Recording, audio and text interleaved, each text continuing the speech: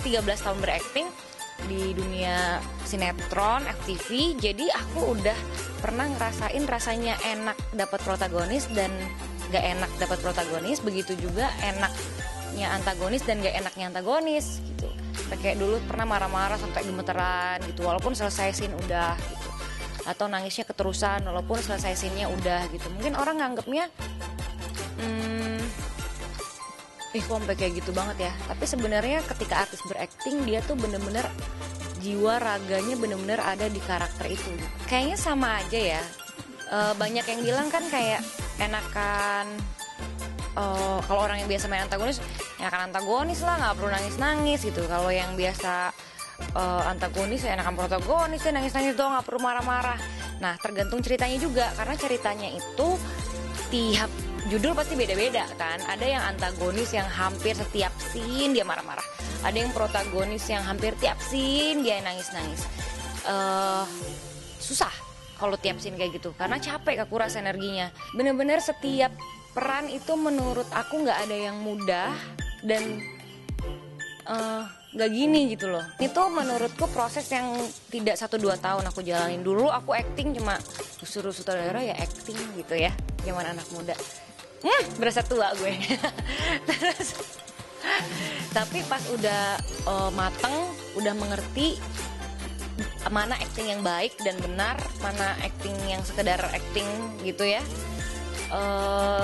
Kesini aku harus baca dulu biasanya. Aku selalu minta skenario di awal.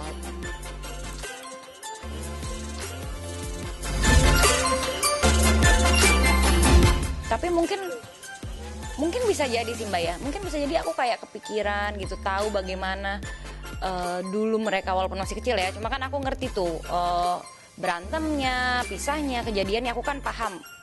Melihat, menyaksikan, dan sekarang kalau disuruh ceritain lagi juga masih inget juga. Tapi setiap orang pasti punya cerita lah ya. Setiap keluarga pasti punya permasalahan. Nah, waktu itu mungkin papa juga sudah almarhum ya. Entah bagaimana, entah apa alasannya, memang ada orang ketiga, betul. Kejadiannya waktu itu kalau nggak salah kelas 8 umur 8, berarti aku kelas 2 SD. Itu kejadian, ketahuan, terus memang jadi pelakor tuh nggak 2020 aja. Dari 98 udah ada. Dan aku tahu betul si perempuan ini seperti apa gitu kan aku kecil ngalamin, misalnya ditelepon nyariin papa atau apa, itu kan aku ngalamin gitu loh. Jadi kalau mau sekarang berbaik-baik hati pun gak kena kali ya, karena udah terlalu banyak kenangan yang dibangun sama dia ke aku tuh buruk gitu.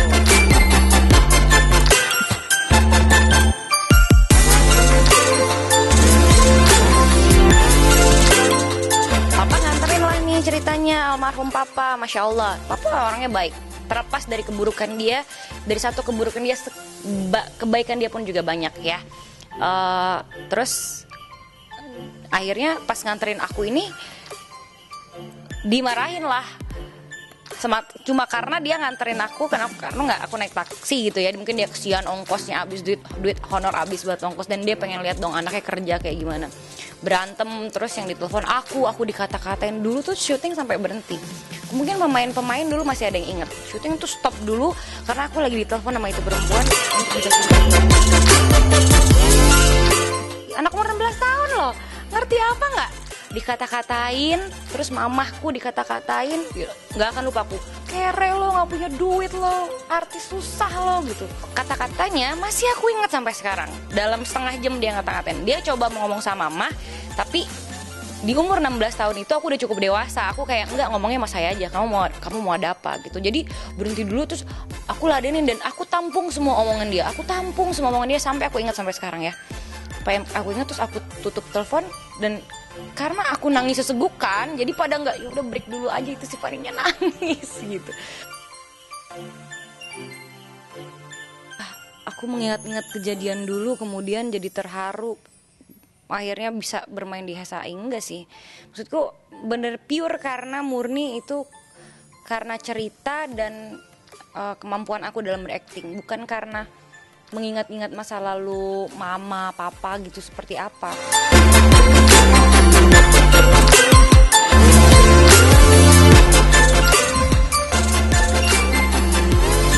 Karena aku menghargai keinginan dari suami aku. Dia kan punya pekerjaan yang mungkin dia lebih ngerasa nyaman kalau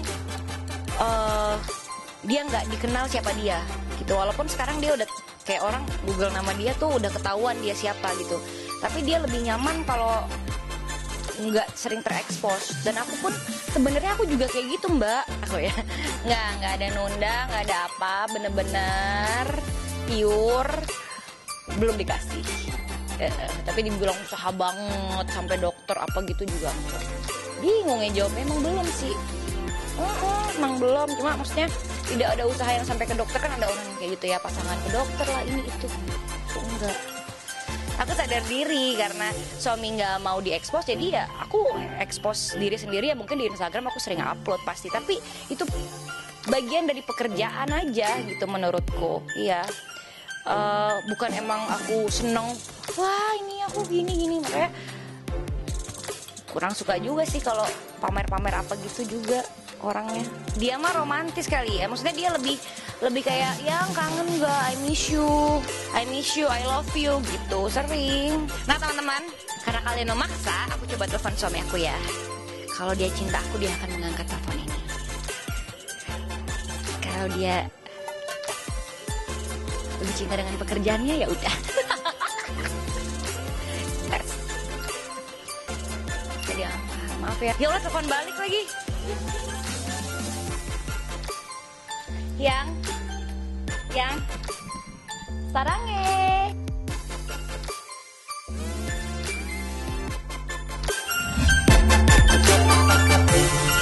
Aku biasanya kalau syuting selalu bawa buah. Ini buah adalah untuk penahan lapar aku karena nafsu makan aku yang tinggi.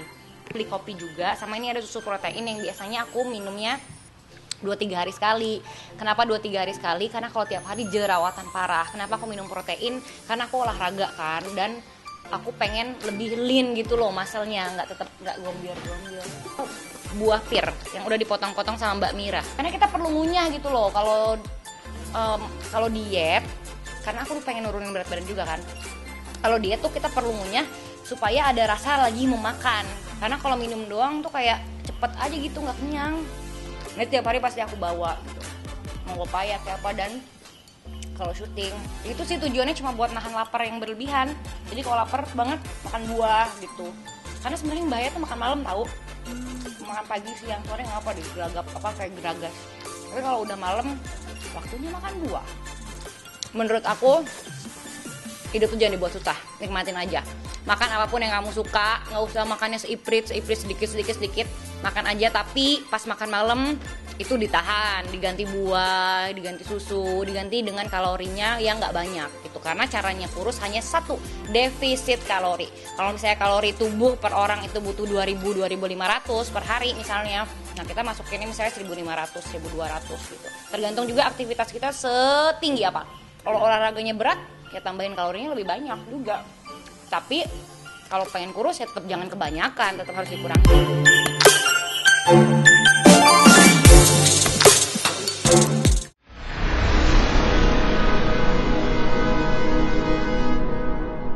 Jadi jangan lupa untuk subscribe Cumi Cumi. Ditekan ya tombol lonceng merahnya.